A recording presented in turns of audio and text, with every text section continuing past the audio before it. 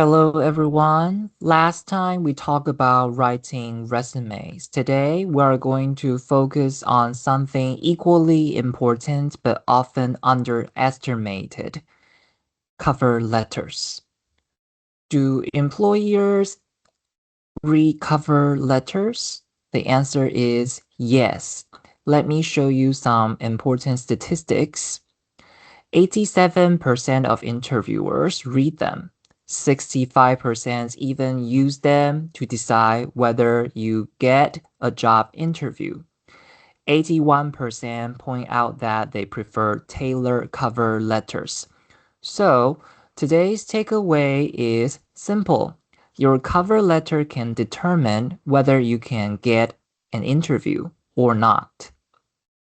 What is a cover letter?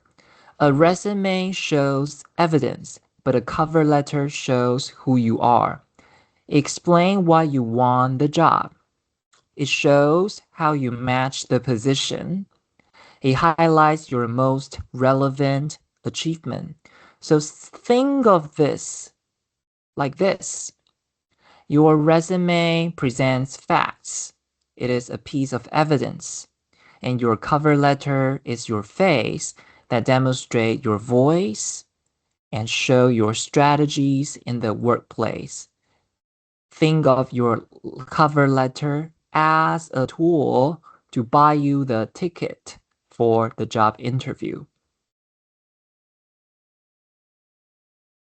Now, here's something very important. Business writing is not essay writing. Your cover letter should be short, specific, and concise. Use simple words, active voice, and clear sentences to deliver information efficiently and effectively.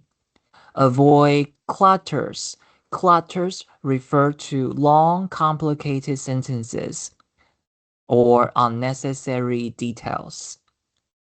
Your goal is efficiency, not decoration. Here is the basic structure overview for a cover letter. It includes contact details, opening paragraph, why you are a good fit, why you want the job, and a short conclusion. Today, we will go through each part step by step. Let's start with proper formatting. For address details, your address details should be placed on top of your cover letter. Your address detail will be placed on the right-hand side, and that of the addressee will be placed on the left-hand side, slightly lower than yours. And don't forget to date your letter under your address details. And for contact details, you should also remember to address your cover letter to a named individual. Call the organization to check who would be the most appropriate person to write to.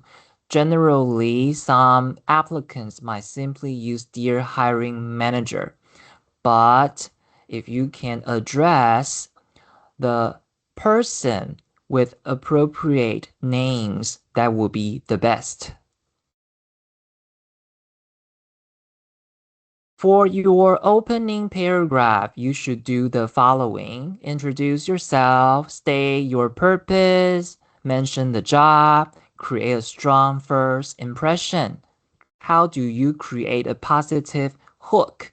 You can refer to these sentence patterns. It is a pleasure to learn about your opening for blah blah blah position, or please accept this letter and resume as an application for the position of da da da advertised in da da da. Okay, these are the sentences that can help you create a positive outlook, okay, in the beginning. Here is an example, okay, of what I just mentioned. You can see other specific examples in this sample paragraph. And this is a note on etymology. In the first line, you see penultimate. Pen refers to almost, ultimate, last, final, next to last, okay? Second to last, which means we are talking about junior students. Another way to call junior students is a penultimate year student. Next, you will have a paragraph explaining why you are the right candidate.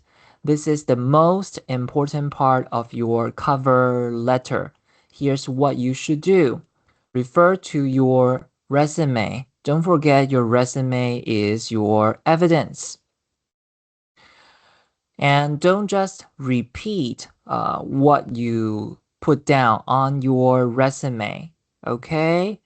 And when you refer to the resume, you are showing people why you are the right match by demonstrating to them the skills they want and the experience they are interested in knowing. Okay, and remember always to draw attention to the most relevant experience and skills you have. Okay, and I have already told you don't repeat sentences from your resume. Okay, you should expand with examples. For example, in this sample paragraph, instead of listing like I have team working skills, say through project-based coursework, I collaborated with blah, blah, blah. So when you write this paragraph, always show skills, context, and application to be precise. And remember, you should translate job requirements into your experience. This is what we call alignment. This is a paragraph about alignment. Then you need to talk about why you want the job. Okay, describe what motivates you and attracts you. Show you have a realistic understanding of the job. Okay, draw parallels with positive experiences you have. Many students make a mistake here. They only talk about themselves. But what you should do is this, show mutual benefit, okay? By talking about why this company, why this role, and why now, okay?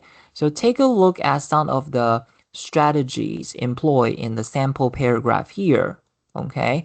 The applicant in the sample mentioned company projects, refer to training opportunity, and also show research.